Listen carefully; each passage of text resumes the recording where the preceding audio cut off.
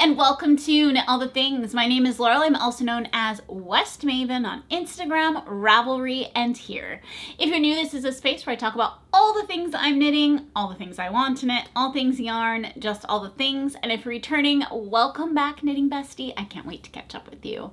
In this week's episode, we're going to be talking about my Advent sweater that I knit over a year and all of the frustrations and tears and all of the nitty-gritty details about it in this episode. We're also going to talk about one other finished object that took me a while, and I do have two new cast-ons, one of which is a test knit. You guys are going to want to knit this one. It is like winter in a sweater. It's so good. So grab your knitting, get cozy, and let's go. All right, let's talk about what I am wearing. So I am wearing the Ferda Genser, which is a pattern by Anna and Heidi Pickles. They own a yarn company out of Norway, and so this is a pattern that was originally written in Norwegian and then translated into English. This is a top-down raglan sweater with all over color work, and I used my 2021 Sweet Nesting Advent calendar. How I decided to choose the colors is I waited till everything was open, and then I started pairing various colors together.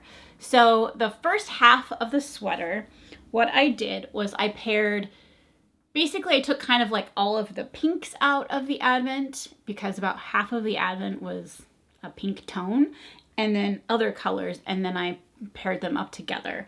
So at the beginning, I decided to do dark to light, and I had no other plan other than half of the sweater essentially. And then I decided, what am I going to do next? So what I decided to do next was mirror. This is the center point. In fact, this color only appears one time in the sweater, this one triangle. So from this point, I decided to repeat the colors, but instead of doing them in the exact same way, I paired them differently. So I did do some of them similarly, like the yellows are the same, and I think this pink color is the same. But then I started to pair slightly different pinks with blues. So this one's actually a little bit different. I think it's like these two are together instead of, and now they're together kind of this way. And then like the greens on the top are more of a diamond, and I split the greens up down here and made them a different sort of stripe. And then I kind of continually did that. The blues I decided to pair together, and at the top they are separate. So I just kind of did a little bit different pairing just to keep it interesting, and I do love the way it turned out. I think that once I got kind of halfway down, I decided to like make the diamonds pop a little bit more than maybe the triangles, where in the top I had some more triangles popping than diamonds. So I just kind of played around with it. I, again, didn't have much of a plan other than what I was going to pair together. Then I wasn't sure the instruction in the pattern, which we'll get to the whole pattern itself in a second, but the instruction in the pattern was to make the top ribbing however long, and you were going to knit it and then start your color work. I wasn't sure what I wanted to do with the neck, so originally I had just did a provisional cast on, and then I picked up stitches and knit a short collar. And so since I'd made it kind of on the shorter side, I made the bottom hem short, and I don't really love my plan on that. I think I may take out the edging, even though I did a tubular bind off, and make it the length of the sleeve one, just so they look a little bit more balanced. But I didn't do that because it was already getting kind of long on my body. But since I kind of think I'm going to tuck it a little bit and just have it, it won't matter as much. I don't know. Let me know what you think of that. So you knit it top down, raglan increases. These are shown as a chart. So essentially it tells you how many stitches to cast on, do the ribbing, and then you start short rows. So it has some short rows in the back. And then you start following a chart. And that was confusing a little, just given the way that they marked out their raglans in this particular pattern. You trying to think of how to explain this. A lot of times in US patterns or European patterns that I've knit, it'll have you, I think, mark on either side of the raglan to like establish that's your raglan stitch. And this one wanted you to just like basically mark off the stitch, I want to say. And so I think once I realized that's what they were doing, I just did my standard one on each side just so I knew clearly what I was looking for when I was doing it. And of course, once you get going, it's self-explanatory. One cool detail of this is that the raglan stitch is going to be like a different color than typically the one next to it. And so it gives this like nice, interesting kind of line. I do think there was a couple instances where maybe I made a mistake, but I don't know that it's noticeable. So the pattern is not one of my favorites. And I kind of feel bad saying that because I don't ever want to speak badly of a knitwear designer or anything like that, but I'm gonna kind of explain my whole process on this one. So I have knit, before this sweater, I have knit several sweaters. And so I felt rather comfortable in that I knew what a raglan sweater should look like when it's done and how it should fit. And so I think that knowledge is important because there's a lot of things that the pattern does not have. It does not have in their pattern a suggested ease at all. It has only finished garment sizes. This is also not a size inclusive pattern, but I will talk more about that in a minute. So this pattern goes up to a size 54. I think it's like 34 to 44 or 34 to 54. It's a smaller size range and it gives no ease. That's the garment, finished garment size.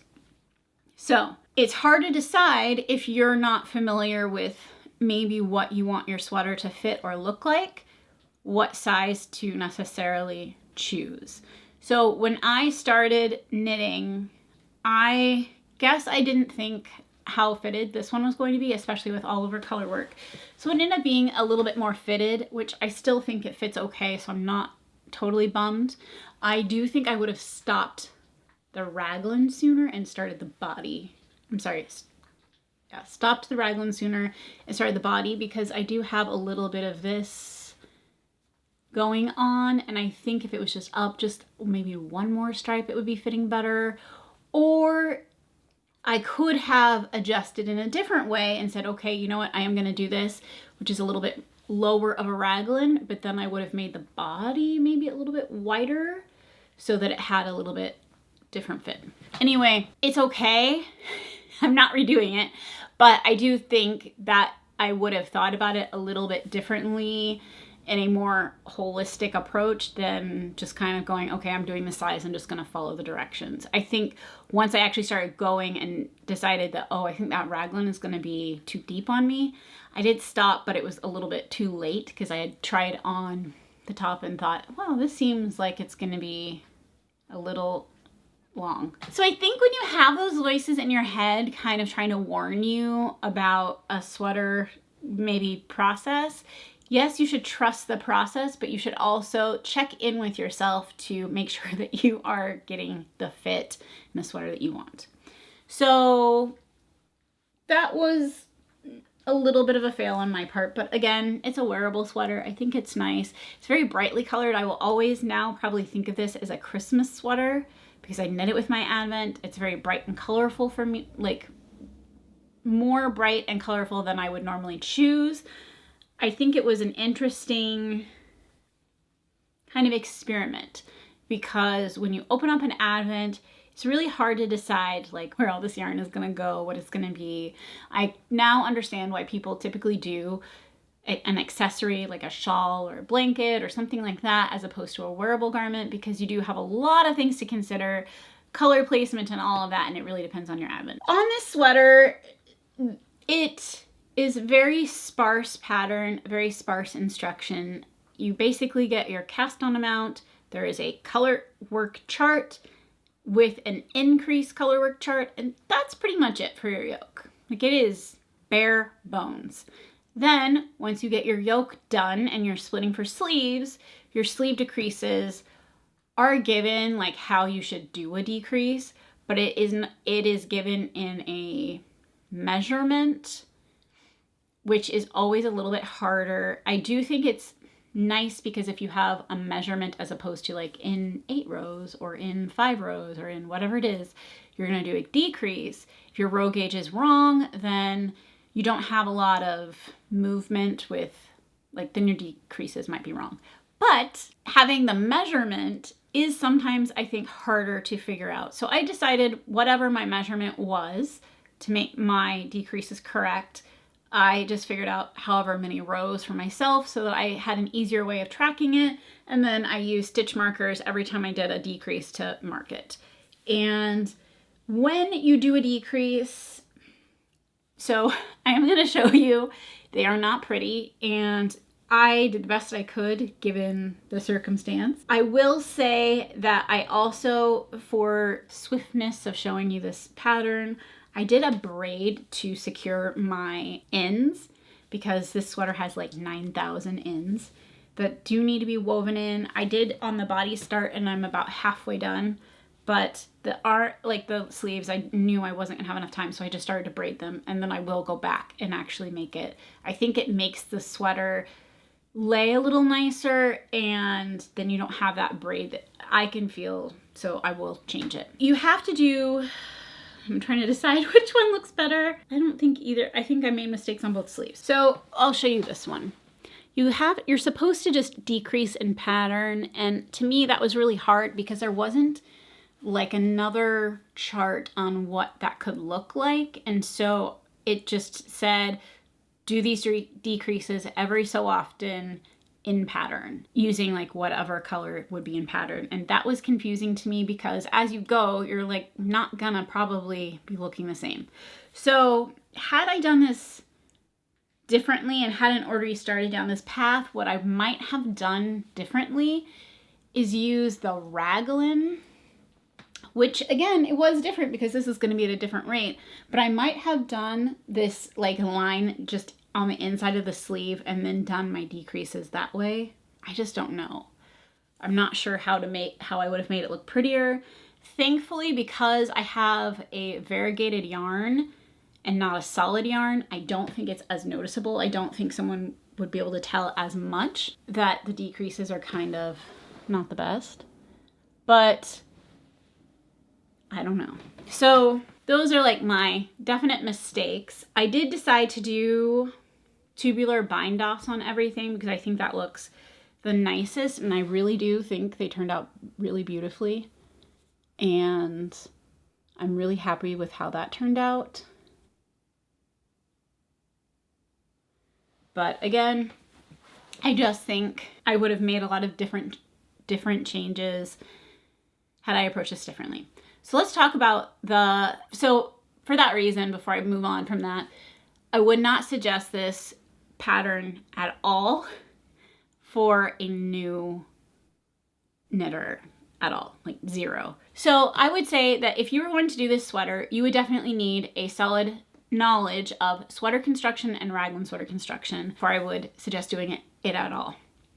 Because the pattern is so sparsely given, I would also say, like, for example, there were a couple of times where I thought, I feel like this should say more because the pattern is like 12 pages long.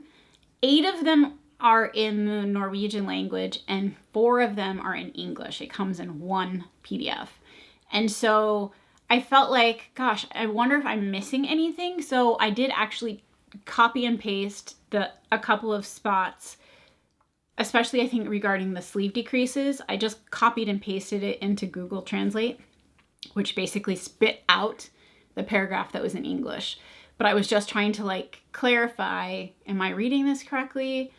Anyway, it's not that it's necessarily wrong, it's just hard to understand, and I do not recommend it unless you are real clear on making sweaters.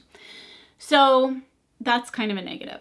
It's also not size inclusive. However, before I started filming this, I went on to Ravelry to check because I knew I had seen previously other people's comments And some of the negative comments, again, were the sweater pattern could have had more information, or wow, Norwegian patterns don't give a ton of information because they assume that you know a lot of things, etc. And then one person had commented, "Hi, your pattern's not size inclusive. I really wish I could knit this." And they did write back and said, "You know what? You're correct. This is an older one of our patterns. And if you send us an email, giving their email, we will help you with the numbers for this pattern so that you can knit it in your size," which I did think was nice. And they did say that they were trying to make their patterns moving forward more size inclusive, and also going back and making them more size inclusive. So I will give them credit on that. And I guess if you did want to knit this and you wanted a size larger or smaller than the given sizes, then you could by all means probably email them, and I'm sure they would be able to help you with the stitch counts, because it is pretty basic from that sense, and you could then move forward knitting your pattern. Again, it probably wouldn't be test knit or anything like that from those sizes, but you could do it. So there's that. And I'm also not in any way affiliated with them, so I can't really speak on their behalf, but that is what I saw that they had written back to this Ravelry user. The other thing that I kind of wanted to note, and why I say it's vague, and I'm sorry, I keep kind of, I don't even have a good saying for this, I keep talking about this, is that it would say like, finish this, knit your hem to however long, and then cast off. Like there was no suggestions. Like many patterns say like cast on using this cast on method, or this is what we used, or whatever one you want. And this one didn't say like, we suggest binding off in a, tubular bind off, or whatever it is. Like there's no suggestion in that matter. And so that's why I say either having knit a lot of garments or knit a lot of things, and just knowing like what you like and what you want your item to look like in the end, I think is important. Last time I was here, last episode, I talked about what was I going to do to complete this sweater, because I wasn't sure if I was going to have enough yarn to make the length of the sleeves that I wanted. And turns out I did. I just made the ribbing longer. So that was my only kind of modification that I did to make sure that the ribbing was as long as I want. I could have technically probably made it like this, but I like my sleeve to come up a little bit longer on my arms. So I like how it turned out. I think it looks nice because of the way that the stripes go. I feel like it doesn't look like it's freakishly long. It's not like 10 inches of ribbing or something and me just throwing in the towel. But I definitely, I don't know. I like how it turned out. I will wear it. I would never knit it again. So that's kind of how I feel about this, which I feel kind of badly saying it in that way, because I in no way want to dismiss or say anything negative about somebody's artistic efforts, but I do think it is difficult, and I couldn't in good conscience say, oh, you have to knit this pattern, because I do think there are some issues with it that could be better. I will also say that when I was looking at their suggested ease, I would say not when I started this, but between the time I started this and me filming this now, they did have on one of the comments, somebody said, I can't find any information regarding ease of the sweater. They did write back saying, you should knit a sweater however you want, whatever ease you want. I believe that ours was like approximately 5 inches of ease or something like that. So again, I think they're very willing to give more information through email or whatever, but I would hope that eventually they would start to include more of that information in their patterns, especially if they have more English-speaking people purchasing them that maybe are less familiar with the style of Norwegian patterns. But that's my humble opinion. So I wouldn't knit this again. I'm happy it's done. I like how it turned out. I do think it looks nice. I think the advent could not have made it nicer. I couldn't imagine having knit this in anything else. I wouldn't have knit this pattern had I not purchased an advent. I didn't purchase an advent for the last couple of years because last year I was like, okay, I'm going to use the advent I have. And this year, because it was such a struggle, I am not in the near future going to order an advent because I don't want to have to purpose that yarn into something. So at least not a yarn advent. Maybe a stitch marker advent or a knitting tool advent or something in the fiber arts related.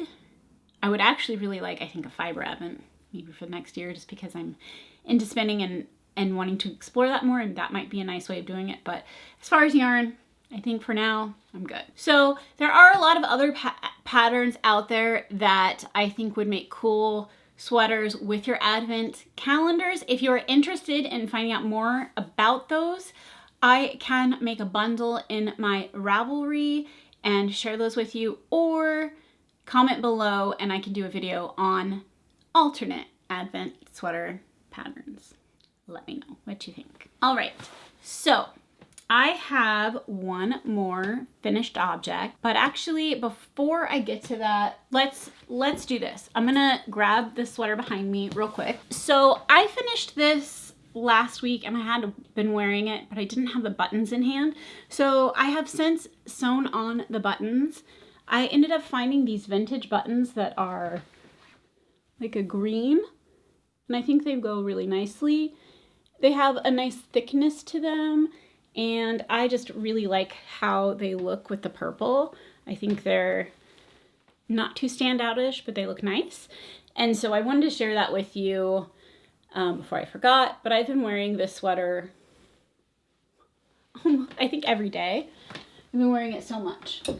And that sweater pattern is the Champagne Cardigan by Petite Knit, and I have a whole episode on that, the previous episode, and I can also link it below.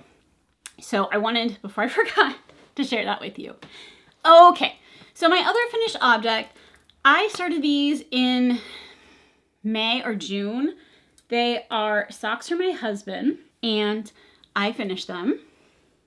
They are made with King Fiber or Ching Fiber. I think King, I need to look that up. High Twist BFL, and it is in the colorway Narwhal.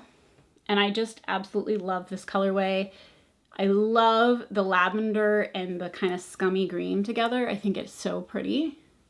And because I really just loved this and didn't want to change anything about it, I didn't do like any contrast. I just used the yarn. And I want to say I pretty much stayed with pattern on the I'm So Basic sock by Summer Lee Knit. And I, one, was excited because I finished them and wanted to share them with you. But two, she has a book coming out that you can pre-order. I will have a link for that below. And I'm really excited for this because she always has very fun and colorful socks. And I think her patterns are really well written. If you've never knit socks but you want to try them, I basically feel like I learned how to knit socks from her because this pattern is so easy. The I'm So Basic sock pattern has a bunch of tutorials linked in it, and it is a free pattern, so you really can't go wrong with that. I do highly suggest it if you are if you're new to knitting socks, or you haven't knit them in a while, or you would like to learn, because I really think that they are a good fitting sock pattern. And I've knit some of her other ones and I really, really enjoyed them. I had knit a colorwork set that she had made and I just thought they turned out so cute. So I really like her patterns. I'm super excited for her book. I've already pre-ordered it and I will do a book review once it gets here. But I do think that pre-orders do help the authors. So if you are interested in that, I will definitely link it below, and yeah, go check it out because I enjoy her patterns. I think she's very clear, and I like that she includes tutorials. So if it's something like doing a heel flapping gusset, maybe is not something you've done before, or she has other heels that she uses. She has been typically very good at including a tutorial so that it's very clear on how to make those types of socks. So I highly recommend her. I looked online for this yarn and I could find the high twist on their their website, which I will link below, but I couldn't find this colorway. So I don't know if this was part of a collection that's not coming back or anything like that, but I don't know. I always say just email them if you want it, and they don't have it, and you never know. You never know. So that's the socks that I made for my husband. Now I'm like very tempted because he doesn't know that they're done. I was like, oh, maybe I should. Obviously something else, but add them maybe to his Christmas gifts. I don't know. Don't know yet. So I'm excited that those got done and wanted to share that with you. Okay, so I have 2 new cast-ons, and before I get into the actual sweaters themselves, I did want to talk about something very quickly. I promise it'll be quick because we want to get to knitting. But I asked you guys for your help selecting a pattern to knit next. And I had suggested the White Mountains Light by Midori Hirose and also the Field Sweater by Camilla Vad. And I did get a few messages saying, hey, by the way, I know size inclusivity is super important to you, and this sweater does not fall into a kind of size inclusive pattern. And I am so thankful for that message because I honestly did not look at it that well. So my whole process, and I had wanted to use a very special yarn for a very special sweater.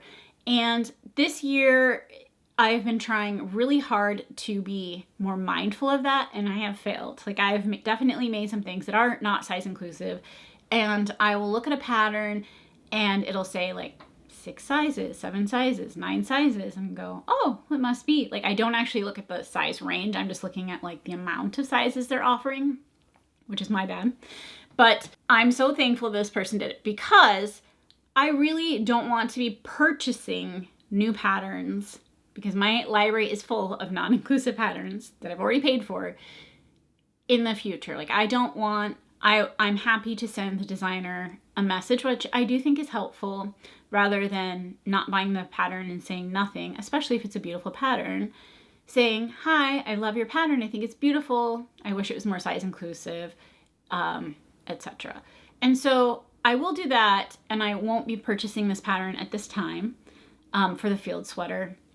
But I did want to say something about it here because I had mentioned it, and I'm, again, very thankful that someone had brought that up to me because I just honestly didn't look, and that was my fault. So moving forward, I have found a few other patterns that I think I might knit with that yarn. That being said, the original pattern that I had wanted to knit with the La Bien-Aimée that I showed last week was the Clint Classic by Anne Vinsel, which is also not size inclusive. And so I had set that aside thinking, oh, I think this other pattern is, and it's just because it had more size numbers and I didn't actually look at the sizes. So that project is on pause for right now, but I did cast on the White Mountains Light, and I am using Knitting for Olive, their silk mohair in the colorway Licorice. And it is I recommend this yarn a lot. Their black mohair, I believe, is very hard to get very black. And so since this is commercially produced, they get a really nice, solid, very black mohair. I highly recommend it if that is what you are looking for. There's a lot of other mohairs and a lot of other things that are like a dark charcoal gray, but this is like true black. So if you are looking for that true black, the Licorice Knitting for Olive soft silk mohair is the way to go. So I'm holding this double, and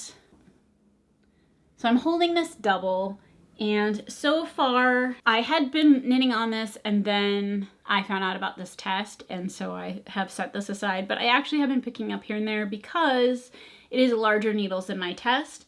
And because I'm doing that, what I'm doing is I am keeping track of my increases so that when I set it down and pick it back up, I can easily tell where I'm at.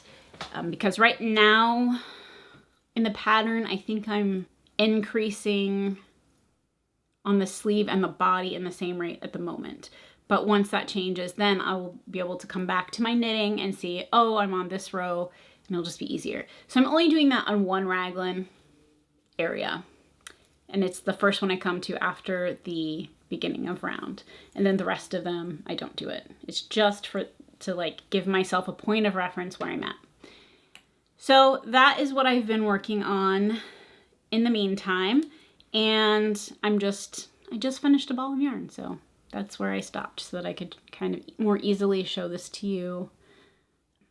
And so I think when I wear this, it'll be so nice because it's going to be such a light garment. I don't think it's going to be like all that see-through, even though it's just mohair held double. I really think I'm going to live in this sweater. Right now I did the crew neck. I actually think I would definitely knit this again. And so I'm really excited to get this done and try it on. And then she does have like mock neck versions, and I've seen turtleneck versions of this and all kinds of things. And I think this will definitely be a pattern that I will be knitting a lot. It comes in a ton of sizes and a ton of variations, and I really can't say anything bad about Midori's patterns. I really, really enjoy making them, and I really want this to be done so I can wear it because I would grab a black mohair sweater all the time to wear. So that is what I decided to cast on between the two of those sweaters, and for those reasons. And I, again, am going to try really hard to be just more mindful of the patterns I'm selecting. And I'm not going to say I won't knit non-size inclusive patterns, because I do have a very large library and sweater quantities of yarn that are attached with that. But moving forward, I don't really want to be purchasing patterns that are not size inclusive. So, but I also don't want to be doing it and then not saying something to the designer, because I think if you can say something in a kind way, it's just giving them more information and letting them know that, you know, more people do want to knit their stuff. They just need it to be a little bit more size inclusive. So that's the plan for now. Okay, so I saw a test call, or actually, I didn't see a test call. That's a lie. I'm lying. Unwind Knitwear, or Rachel Illsley. Yeah, Rachel Illsley, or Unwind Knitwear. I had messaged her on Instagram. Now that I'm saying it out loud, it sounds a little stalkerish, but go with me on this. I had messaged her because someone had, I think she had recently released a pattern and was showing all of her test knits, and I thought, I want to be on her test knit list, because I just do. I really like her designs. I have a ton of her sweaters and favorites. She is very size inclusive. And I was like, oh, I should get in on that if I can. So I messaged her and she said, you know what, I will add you to my test call list. Give me your email.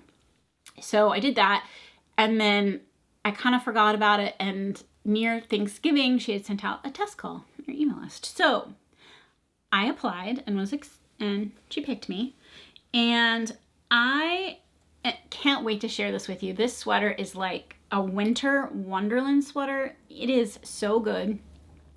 I really am always very drawn to winter sweaters that are color work, that are not holiday sweaters, because everyone celebrates different holidays, and I don't know. I've always been attracted to like the snowflake or the snowman, or things that are not necessarily Christmas, because I did not grow up with any sort of winter holiday. And so I've always just been drawn to the like snowflake motifs and the things that are winter-esque, but not Christmas or not Hanukkah or any of the holidays. So I really, really, really love this pattern. So it is going to be called Hoarfrost, and it is like a ton of happy snowflakes. How good, like this looks so good in the camera. It looks so good in person too, but it is so good. So the pattern gauge is 26 by, I think 32 or 34. I'd have to look, but it's definitely 26 stitches. And I'm using fingering weight yarn in Magpie Fibers color, oh shoot, I don't actually know. In Magpie Fibers color Baby Got Black. So that is my main color. And it is black, but I would say it's more of like a dark charcoal gray, if I'm really being honest. And we all know that, like, I'm picky. Oh, and let me give you an example. So the Knitting for Olive black, well, now it's gonna look a little bit blown out, but this is super black and this is more of a gray. And it's hard because the way I film these videos, I actually edit in the color after in post-production. And so I'm hoping that I do a good job so that you can really see the difference. But this is definitely more of a charcoal gray and this is more of a black. And it is probably the blackest swanky sock that they have, I think, but it's not solid black, if you will. And so I also had alloy for the silver color, my snowflakes, my contrasting color. And then I was thinking about it, and I had made a love note with a Labianime mohair that was called Direwolf.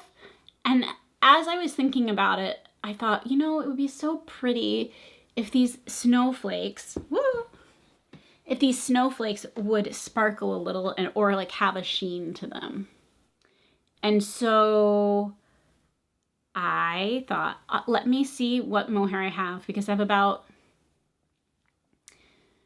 5 different gray mohairs that I could use, and it's like they were made for each other. Like they're perfect together. And I also had a lighter color, which I thought at one point maybe I would try to slip in, but I don't think I'm gonna do that. I really just think these are so perfect together. And so a couple of things have happened. So I am getting gauge, thankfully. I do want to say that Labianime's mohair is like it's a very long hair off of a very thin thread. So it can be fluffy, but I also feel like you can kind of squish it in with a fingering weight and not have it really affect your gauge too much. But yeah, so the only hesitation I'm having right now, which is too late to really care about it, but I don't know. So the mohair, like if you were wearing a white mohair sweater or cardigan with like a black shirt underneath, you're gonna get all of the mohair all over your black sweater. So now I'm knitting a black sweater with a light mohair. I'm kind of wondering how it's gonna work. Like I didn't think this one through. All over the body. Like, is it just gonna be a mess? Is it gonna be okay? Like, eventually I'm sure the like mohair crazy shedding, which I always do feel like, again, no shade meant, but the Labianime mohair seems to shed a lot while you're knitting with it, but like once it kind of stabilizes after blocking and all that, I don't have it like just falling off or like getting everywhere. So I'm hoping that's the case and it doesn't just look like, I'm hoping I didn't make a mistake on this. It's a little bit too late. Oh well, what are you gonna do? So with this particular pattern, ladder back jacquard is recommended for certain sections because you do have some long floats. So I have been doing that. You can see one of my ladders right there. I actually, like I've done it myself, but I haven't done it. I'm hoping that she includes this in the pattern. If not, I will definitely include it in the notes of my project. But on the ladder placement, which was super nice just to know, because in the past when I've done it, I've just like made it up and it worked, but I do think the placement is a lot nicer on this pattern. Also, because I'm using the mohair, I do think it's like sticking nicely to it together, because the Swanky sock is a merino cashmere nylon blend, and I think that can make it a little bit slippery. I also decided to use this yarn for this one because I had it in stash, and part of me not feeling guilty about my stash, if there is, I hope this doesn't sound bad, if there is a yarn sale. Like Magpie Fibers does a yearly sale, or they have in the past have done a yearly sale where they have such a good discount on their yarns. And I'm not going to even say how much it is because I don't remember, but I want to say it's significant.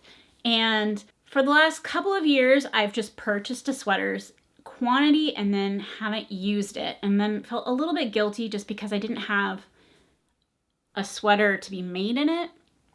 However, I also look at all of my like stash yarn like that as test knitting yarn.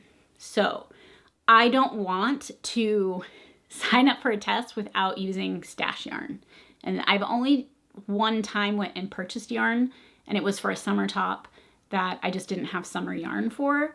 But beyond that, I always want to use my stash for my test knits.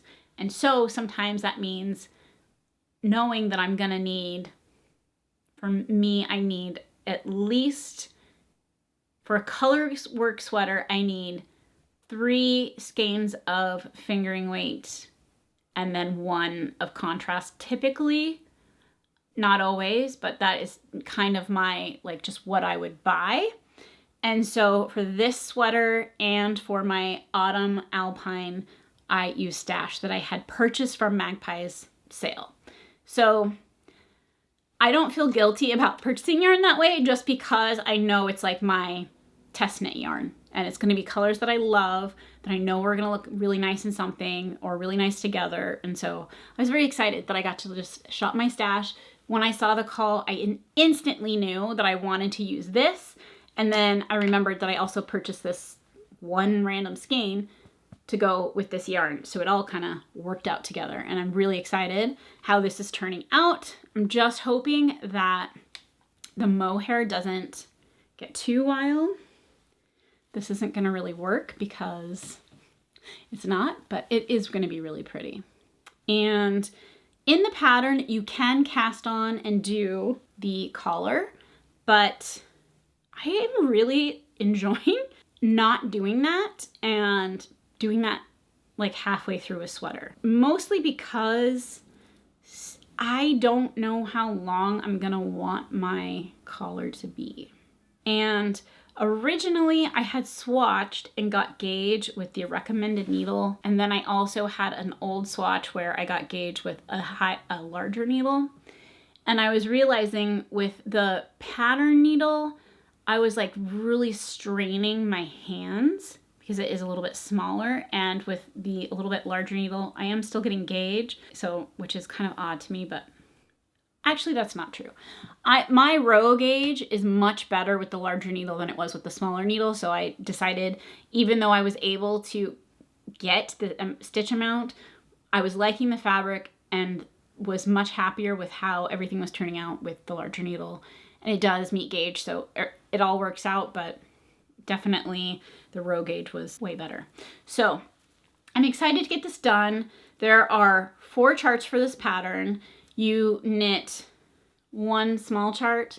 This is like chart number 2. I believe, I'm trying to remember, I think chart 3 is where you split for sleeves. So the cool thing about Rachel's patterns, and I'll maybe show a couple of different examples, but her color work goes past the sleeve split.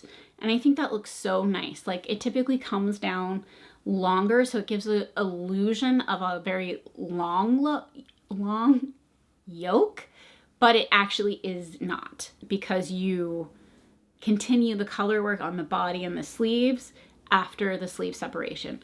And so it's more kind of a little bit different snowflakes, but I really think, oh my God, it looks so good. It really does look. So I always love seeing my knits on camera, because up close when you're working on it, definitely you can see all of any little mistake, or like this hasn't been steamed or anything, so I can see like, oh, this is puckering a little bit. But on camera you don't get that, and it really does look this good. And it will look this good when it's done. So that is what I am currently working on. I did set aside the White Mountain sweater so that I could focus on this, and I will probably mostly be knitting on this until I have finished all of the color work.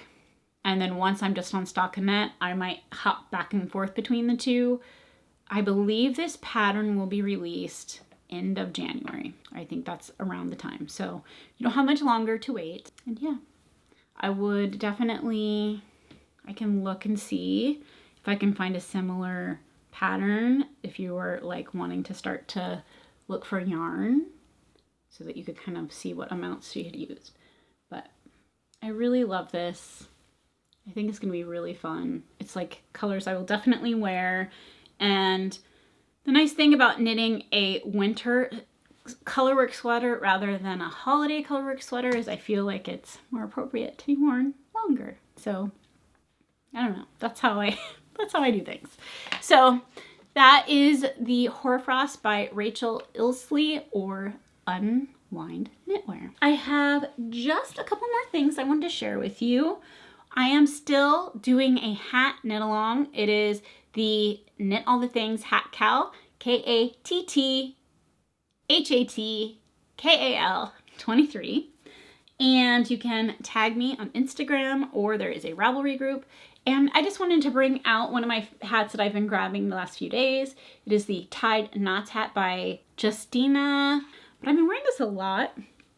I actually really like it with my champagne cardigan, because this has a lot of red that comes out in it when I'm wearing my red hat. But I really, really like this pattern. It definitely is on the larger side. So I do think I have yarn to knit another one for myself in like a charcoal gray. I think I would go down a needle size because a few things. I think when I knit this, I hadn't really knit a lot of cabled patterns, and I think I was knitting it a little bit looser. And so I definitely think I could get away with just going down a needle size and keeping everything else the same. I do also really love having a loose hat. I like having a slouchy hat, so that part doesn't bother me, but I just think even if I went down a needle size for the ribbing, I don't know. It's okay. It's fine. I make it work, but I definitely think that it would be a little bit better if I went down a needle size, at least for the ribbing. Yeah, I think I would only do the ribbing. So I wanted to share this hat with you because I've been just grabbing it all the time. It's a free pattern, and the hat knit along goes until the end of the year. And I definitely want to say, like, you can double dip. There's a lot of hat knit alongs right now, I think because of the holidays and gifting, but please go ahead and knit a hat, tag me, put it in the Ravelry group, one of those two, and I will be doing prizes and things in January. So wanted to just remind you of that. Hopefully I don't get hot. Let's see if we can do the rest of the podcast with this. Okay, so Andrea Mowry, Drea Renee Knits, has a spinning challenge, and I decided to join it. It is 15 minutes a day on a spindle, and actually she's now opened it up saying 15 minutes a day on a spindle or an e-spinner or spinning wheel, or however you want to do it, just making yarn. So I have a Turkish spindle from Snyder Spindles, and I got the walnut one, and I just got like a normal, I don't remember the name of it, but I think it's just like their regular walnut Turkish spindle. I had messaged them when I was interested in purchasing one, asking what a good beginner one is, and they said, oh, just get whatever the regular one is. I don't think it's called regular, but standard maybe, a standard Turkish spindle and walnut. That's what I got. I really, really love this a lot. And I do think part of me actually wants to purchase a second one, only because, and it's me being a little bit impatient. So I want to purchase a second one so that I can ply some yarn that I have already spun, but I haven't plied yet. Only because this is taking me a little while, but I do think doing 15 minutes a day will speed this up for me. So I may not need to be trying to make more purchases. So I am going to try to do two things. She has knit 15 minutes a day or knit 15 minutes a day in the morning and the night. So Yesterday, I think I did like 30 minutes because I hadn't done it in a while and it was just nice to get into a rhythm. It took me a little while to get back into like my little rhythm. And then once I got into it, I didn't want to stop.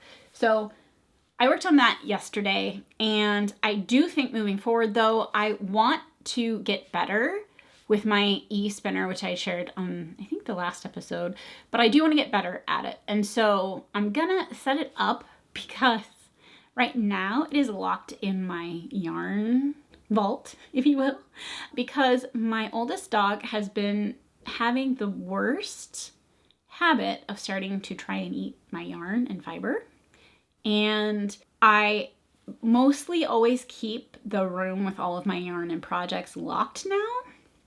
But on the occasion, I'll like even have the door open, walk into the room, grab something, leave the room, and then come with the intention of coming back in like 5 minutes and have him already grabbing things off of shelves or off of my desk and like trying to eat it. So I don't know what it's all about.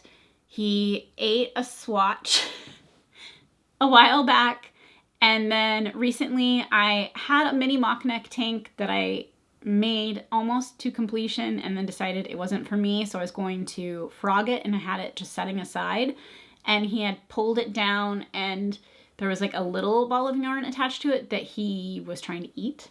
So probably won't be able to use all of that yarn again, but we'll see. He's just been getting into stuff. And so with the fiber, I'm now very paranoid that he's gonna try and eat it or eat some of it. I don't know. I don't understand like why he's never before. He's 11. Never before has he ever touched any of my yarn in the whole time that I've known him. And all of a sudden he's gotten in this very bad habit. So everything's like locked away except for my spindle, which is on a high shelf he can't reach. But because of that, I haven't been using my e-spinner because it's now a whole thing to like pull it out, set everything up, sit down, get cozy, get all my stuff in order to like spin for 10 minutes. It feels like more of a chore right at the moment. So my goal this week is to get a little cart set up and have it all set up so I can just like pull it out of my closet, sit and do it, and then put it back in. And everything is like how it's supposed to be. So that's my like goal. If I can get that done, then what I would like to do, 15 minutes on the spindle, 15 minutes on the e-spinner. Again, I'm brand new at both.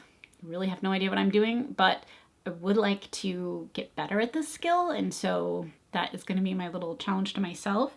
I don't know that I will be able to do it every day, but we'll see. We'll see how many days I can do it. So as that progresses, I might share here and there, but at the moment, there's not a lot to share because I'm more afraid of my dog eating yarn and wool and whatever else. So that's kind of all I have for that. I've shared all the knitting. I am mostly listening to podcasts at the moment because I am working on a colorwork sweater and I need all of my attention on that. And doing spinning things where I need all my attention on that. So I haven't been watching a whole lot, but I have been listening to a lot. If you have a podcast that you really, really enjoy listening to, any genre, I'm super interested in. So please leave a comment below. I also really want to thank you guys so much for all of the new people that have popped in and said hello. I'm so happy that we are new knitting besties. And if we are not yet knitting besties, make sure to hit that subscribe button below and hit the like button. It tells Instagram that other fiber enthusiasts like yourself enjoy this type of content. Until next time, happy knitting. Be kind to yourself, be kind to others. Make yarn magic. Bye.